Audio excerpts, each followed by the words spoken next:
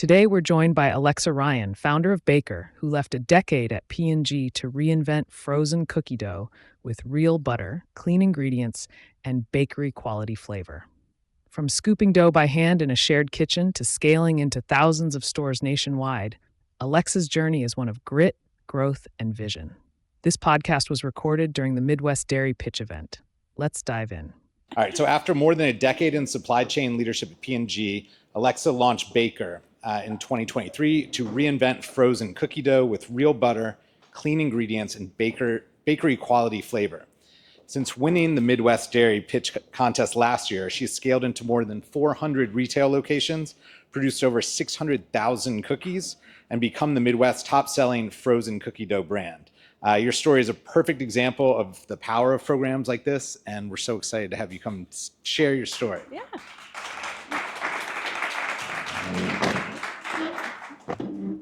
Well, thank you. Oh, I don't know if I'm on. I think you're on. Am I? Can you hear her? Good? Yeah? Okay. Okay, good. Yeah, well, thank you so much for having me. I love being a part of this and being connected with the Midwest Dairy. So can you talk a little bit about your inspiration to start Bakr and how it all began? I mean, you're at P&G. Where does this begin? Yeah, I would say actually it started way before that. I've always had a passion for baking. I also grew up around the food industry. My dad owned a food brokerage. So really like seeing what he would bring home from work and his entrepreneurial spirit and his passion that he had for the food industry. I mean, growing up, I always knew that one day I too wanted to start my own company. And really from there, I went into business. Like you mentioned, I went to P&G to learn supply chain.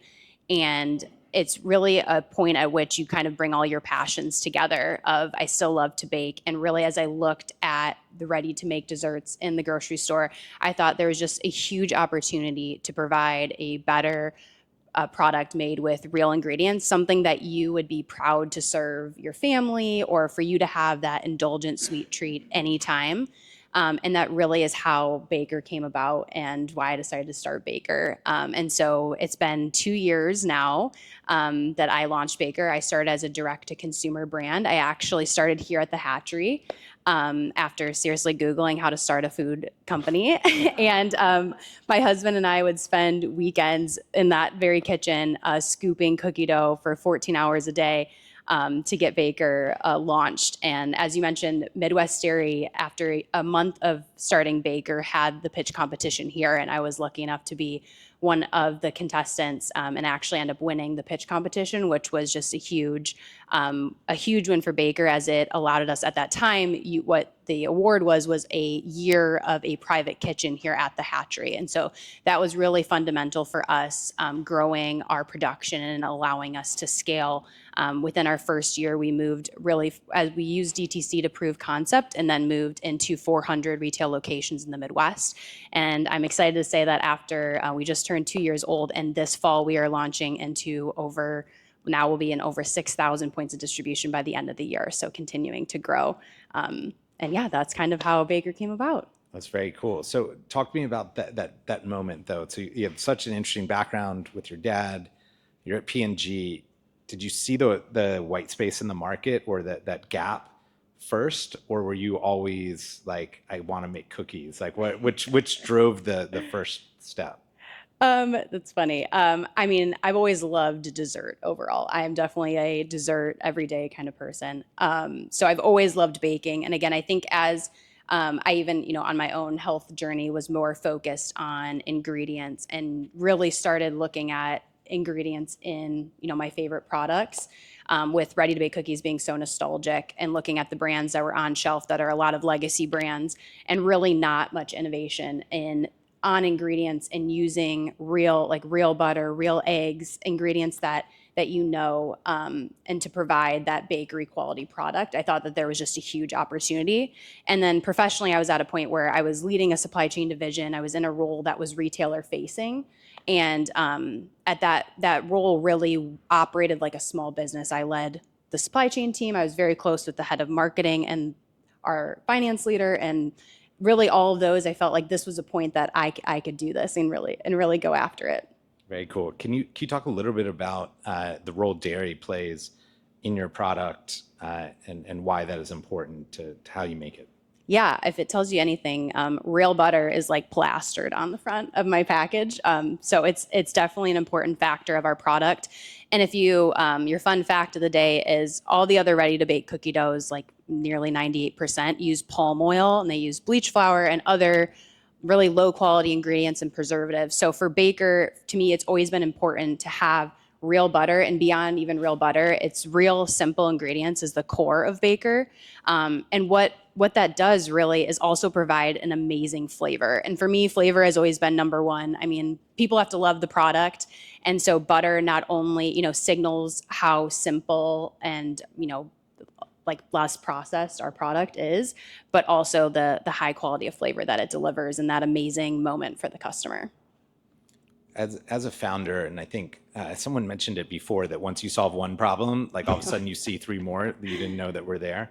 I was shaking my head vigorously on that. As a founder, that's part of this. What was the biggest challenge to date that you've overcome? Oh, challenge to date. I think that's 100% right. Like I was saying, like every day, right? You have your new challenge and knew what you're always going to solve. And I really think that is more of an opportunity, right? Like for me, it's always been having a growth mindset and having this spirit of continuous improvement. And so taking customer feedback and taking each opportunity to really make sure that the product and our brand is continuing to evolve and get better and better. I think in terms of challenges, I think there's always challenges with growing. I think really finding great partners has been right. That's something that can be either a headwind or a tailwind. And so forming strong partnerships, not only with our suppliers and manufacturing and operations partners, but also with our retailers, and a strong foundation with our customers has really allowed us to get over a lot of those challenges, to really harness those relationships. Yeah, it's interesting. Chef Mike didn't know I was going to quote him like 12 times on stage today from our 3-minute conversation. But we were talking about perseverance and that mindset, right? That the obstacle is the opportunity is like one of the things we look for when we're looking at founders, no matter the industry. That's sort of the special sauce that if you see that in them, that they can go that one extra step, is really powerful. I'm curious, thinking about you being in this kitchen, scooping 16 hours a day, what's the biggest transition from that sort of handmade product to the scale that you're talking about today? Yeah, that's funny. As I was thinking back, like one of the pivotal moments is actually after winning the Midwest Dairy Pitch competition, we got reached out to by Alinea, which is they're a 3 Michelin star restaurant in Chicago. They're one of the top 20 restaurants in the world, and they do these awesome Thanksgiving Day boxes. And so from seeing us win this pitch competition, they reached out asking us to make cookies for their Thanksgiving Day boxes, which was a huge opportunity for us and really validated the quality of our product.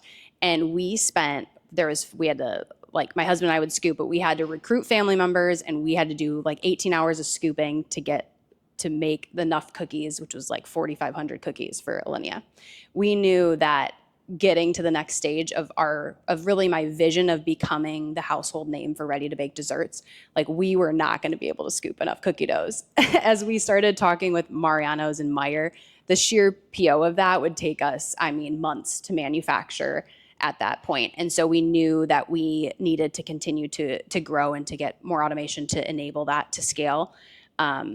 And so that was kind of like an inflection point, as well as like always knowing our North Star and where eventually we wanted to go. And then to your point, the processes of, again, the growing pains, but you continue to learn and develop of, changing processes that help get to the next level. But for me, the most important is making sure that the product is still the best and that never changes, even if my manufacturing process or how we do it or anything, if it's not hand scooped and now it's cut, I still want it to be the best cookie ever, and it better meet those expectations. I love it. You talked a little bit about Midwest Dairy and some of the advantages this program had for you, from the kitchen time to even the exposure. Is there anything else that you would call out that Midwest Dairy did or this program did to help you all scale?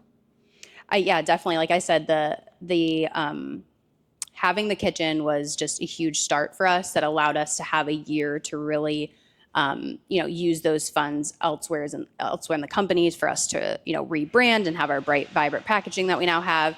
and invest in inventory and other things and allow us the time to get to that scale. So not only the award from the program, but then, like I mentioned, I think a lot of these are just such great opportunities to continue to develop your network. I still keep in touch with a lot of the people I met who were either judges or, again, like some of the connections that I made coming out of the event. I think the food space is just such a welcoming community, and really, meeting individuals and continuing to use them as resources and to provide that also back has just been, even connecting with the Midwest Area team, they've always been so supportive.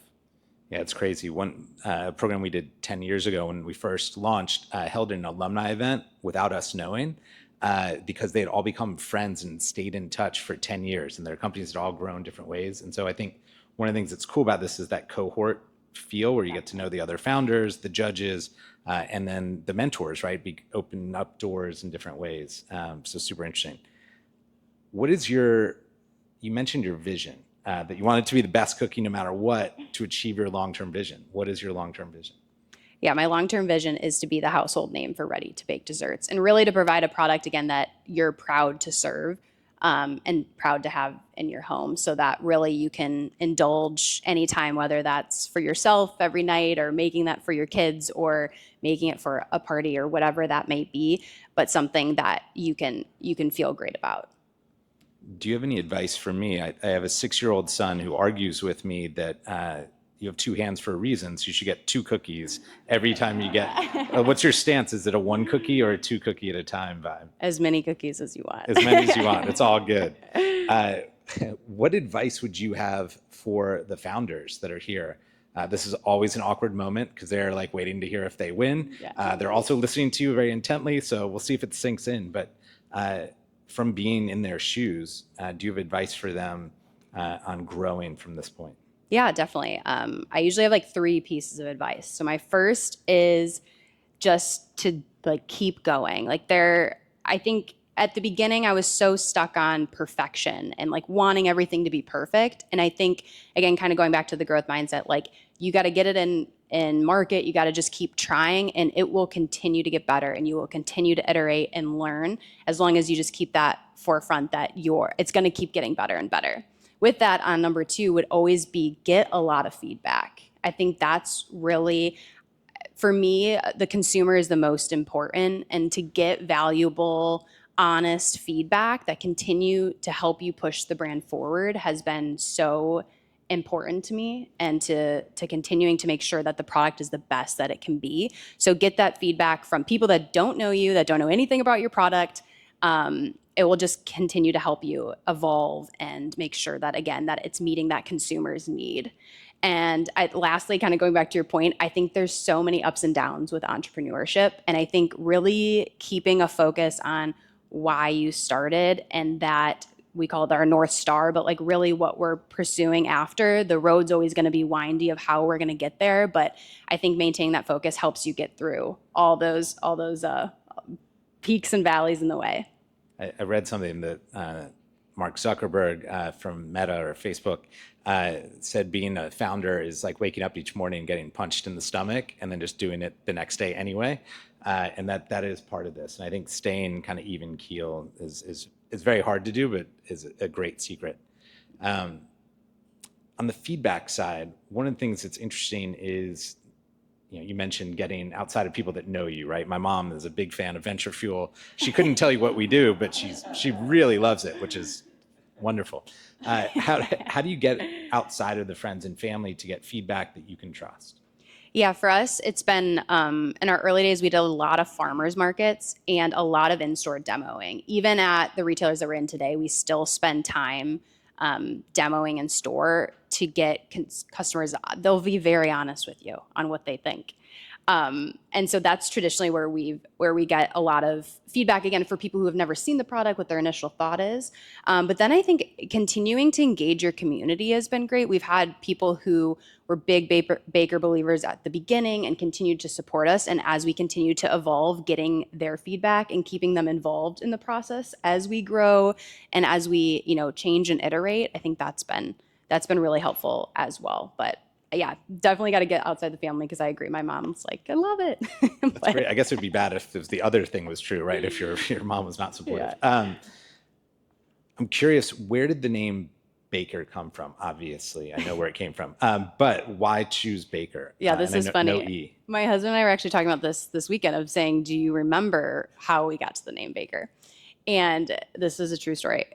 We spent 6 months trying to come up with a name. Really couldn't. It was originally called like Better Bake or something. Some lawyer was like, you'll never be able to trademark that. So I went to Google and there's like name generators. And one of them, it was like, they can misspell words. And so they came up with Bakr, Bakr, which we liked. And we're like, I really wanted a name that frozen cookie dough is the beginning, but I see this going beyond cookie dough. And so something that allowed us to be able to do that. So we thought Baker was perfect. And really, it's actually the initials of me and my husband also. So it was kind of like it was meant to be. Oh, that's very cool. Yeah. I was about to look at my socks, but they are cow socks today, in case anyone wants to know my allegiance to the dairy industry. But normally I have venture fuel socks on, and my wife is Vanessa, and I'm Fred. So we always joke the I VF. love that. Yeah. So there we go. The initials work. So you mentioned going beyond cookie dough. Where do you want to go? It's a great question. Actually, we still have a lot to do with cookie dough. I just wanted it to leave that opportunity. In refrigerated, cookie dough is like the #1 seller. So that's really why we started in cookie dough. It's something, right, that people are very familiar with, but that again really hasn't been innovated on since its conception. And I grew up. It's super nostalgic. And I think there's just a huge opportunity even for us to keep going with that. Baker's only 2 years old, but definitely always leaving the door open for other frozen desserts. So we have a moment or two because the judges are having a hard time making a decision. Are there any questions from the audience? Just scream it out. I'm curious, knowing the goal of so many founders is to be a household name in something. What role does marketing play for you, and what channels are a priority for marketing right now for Baker? Yeah, that's a great question. So to date, actually, everything has been organic. We have not run any sort of marketing. We are looking to turn that on now that we're becoming nationwide, and that we're really getting to a point where customers can go to their local grocery store and be able to purchase the product. And so really what we found, we started as a direct-to-consumer brand, which is a great way to, again, get feedback and try the product out. But really, right, customers are used to buying cookie dough in their grocery store, so retail is a focus for us, as well as being a frozen product that makes it a lower point of entry in terms of a cost perspective for them to be able to try the product. So really, I think there's a huge runway in retail. We also would be looking to expand into food service more. As I mentioned, we did like our one time with Alinea, but really there's just a huge opportunity as a lot of restaurants, clubs, other places don't have pastry chefs on hand and are looking for more of a bakery quality dessert that they can serve. So definitely a lot to do in marketing, and that's an area that we're investing in upcoming with our new expansion. 600,000 cookies, no marketing. That's pretty good. Mike.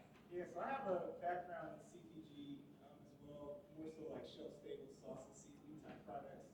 And hearing you go from scooping 14 hours in the kitchen to being at 400 points of distribution is just like kind of mind-blowing. So can you talk a little bit about what that journey looked like and maybe how much of your supply chain background professionally kind of played into that? Yeah, so I knew kind of from the beginning that I did want to move into retail again as customer, like you typically buy, right, your Pillsbury, your Toll House, Sweet Lorenz, like in the grocery store. A lot of those initial conversations of getting into retail actually happened like here at the Hatchery or through connections like this, where really we had some retailers who reached out who were super interested from the beginning, and that's really how we got connected with Mariano's and Meyer.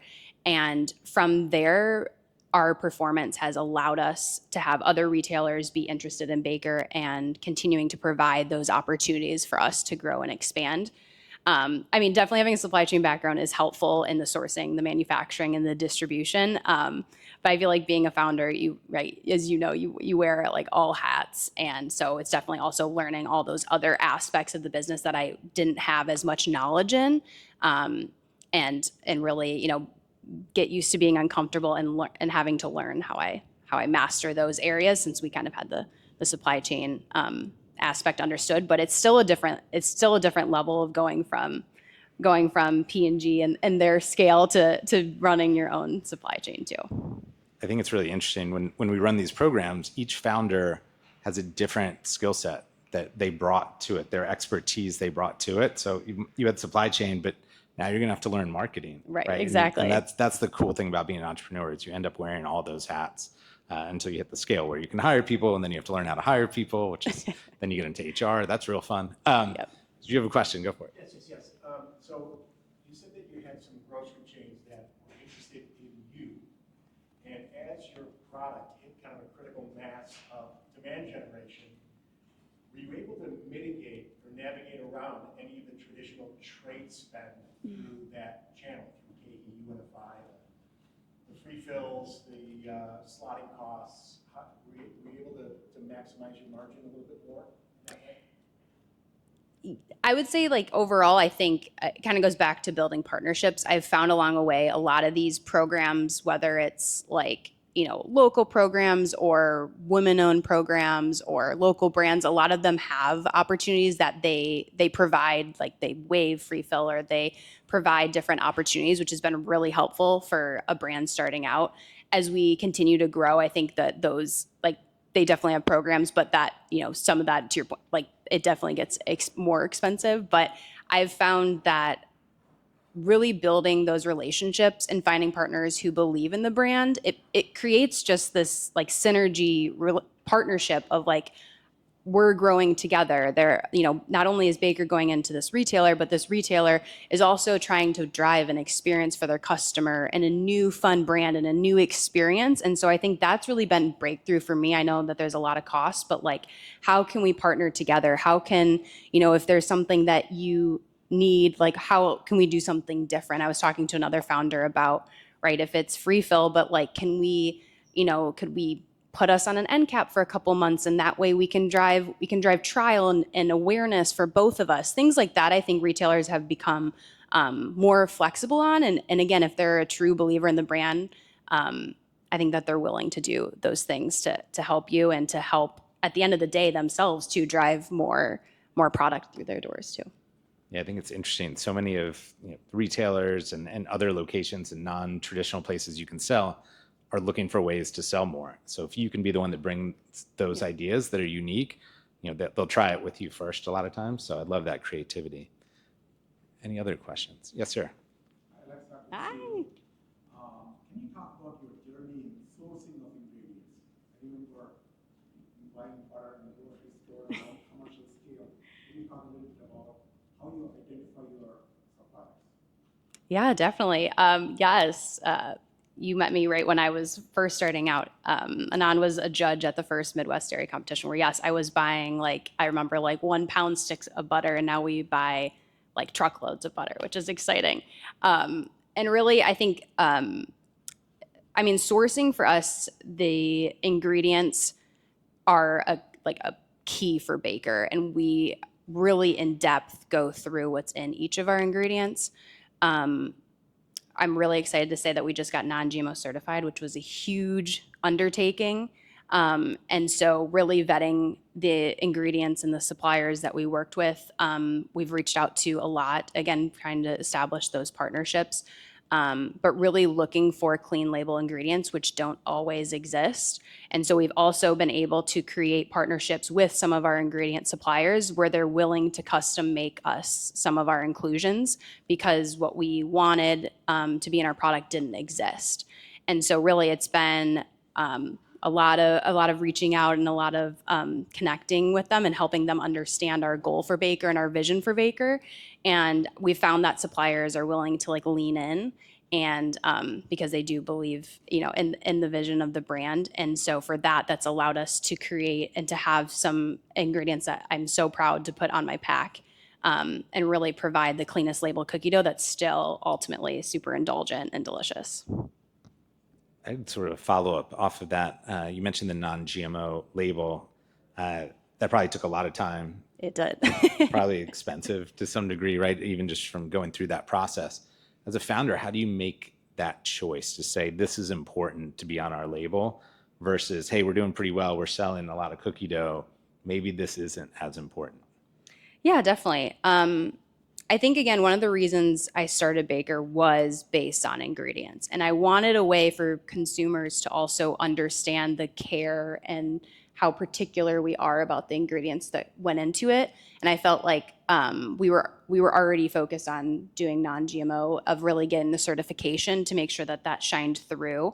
On the back of our pack, we actually display our ingredients in really large font, like not the traditional small font, because we are so proud of it. And so I just wanted a way that on the front of the pack too, beyond our claims, that consumers could see it and that they could understand, again, the thoughtfulness behind our sourcing of our ingredients. And to your point, yeah, it was a much larger undertaking, honestly, than I thought it would be from the beginning. I know a lot about what my cows eat of the butter that we source, because it's needed, and that's great. And that those certifications, I think, are becoming important to consumers as they continue to understand what's on the ingredient panel. Absolutely. I can say, as somebody that has a gluten intolerance, so I have to really read the labels. Like, I can't read any of them. So I'm always in the grocery store like that, like trying to see the small font. So it's very appreciated to go big. I think we have time for one or two more questions. Anyone else in the audience? Yes, ma'am. Yeah, definitely. So the cookie dough that started it all is our brown butter chocolate chunk. And then from there, we've expanded. Right now, we have a core of 3. So our s'mores flavor is what we've won a lot of awards for. Actually, so that's been an exciting one. And then fudge brownie. So those are our 3 main flavors, and then more fun to come. Mike. Right now we're in Meyer, Mariano's. You can also DoorDash it to your house. So Midwest centric, and then we'll be nationwide by the end of the year. Thank you. We heard some great stories from some of the founders today, as far as like their origins and like beyond just the product, what their value proposition was to the community and to the consumer market as a whole. And so you're talking a lot about like the clean ingredients and GMO and that sort of thing. So I'm just curious, is there an additional story element that you've told to kind of like help fuel your success, or is it strictly based on the product being clean and you wanting to kind of innovate in the market of the ready-to-eat kind of thing, or ready-to-bake? Yeah. I think actually the core of ready to bake, right, is like convenience. And so I think that has always been for us, right? A lot of people buy ready to bake so that you can have this like wonderful baking moment that is very easy. But again, I thought that there wasn't one that had great ingredients. So again, something that you can make at any time, and really feel good about indulging, of having that nightly cookie or 2 or whatever. So for us, I think it is convenience, as well as, like, for us, we have a differing packaging. So we actually are in a resealable pouch so that consumers can bake 1 if they want. They can bake 2, however many. You can also bake or air fry it from frozen, which is exciting. So it allows it to span generations. Because I do think the core, like for us, it's always been like flavors number 1. You have to have a great experience with the product, and the ingredients that support that, and the convenience that allows you to have, that fun occasion, and every day if you want. The reusable pouch is a big deal. I just had a family vacation, and my brother-in-law had some ready-to-bake cookies, and he went and put them in the oven, and like everyone's like, "Oh, that's so thoughtful. He's making cookies, like kind of random. Nobody talked about it." And he only cooked 4 of them, and he just put the rest back in the fridge. And like the degree to which my family was upset about that move, like who makes 4 cookies when there's 8 people, was the first problem. And then he ruined the rest of the batch. So Right. And I think there's such a joy about, like, I have so many memories, right, of like baking with your family or whatever that moment was, and how fun that like treat is. And I think now I have a 1-year-old son, like I can't wait to bake with him and have him enjoy that moment too. Great. Any other questions? I hear the judges laughing, which means it's stressful. Yes.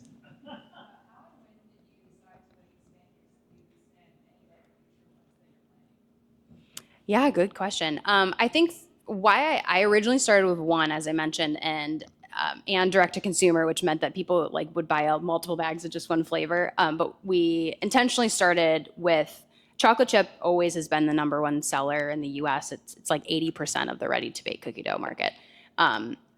And so really, after we wanted to prove concept and make sure that we had the right offering before we went too wide on expanding flavors. And then from there, we really used kind of, as Rosebud was saying, the data to help us guide where to go to next. Sugar is the next big cookie flavor. And really after that, then a lot are smaller. And so from there, it was more getting customer feedback of what additional flavors. I would say we continue to refine even from there. But harnessing like the nostalgia of s'mores and of other flavors like brownie is kind of, chocolate, of course, is a big one too. So, but then from there, of where to expand is really, again, more consumer based and creating fun moments. So I see the judges are back. So I have Yes. one last question for you. How fun is it to do R&D when it's cookie dough?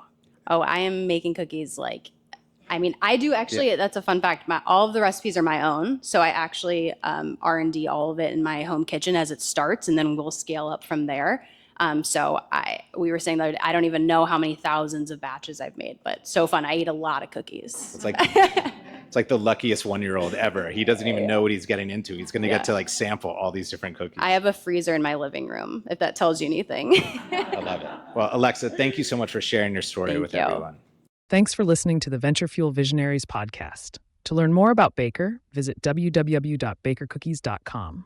For more changemaker stories, check out venturefuel.net or follow us on LinkedIn. If you enjoyed this episode, subscribe wherever you get your podcasts. As a note, portions of this podcast were produced using AI. See you next time.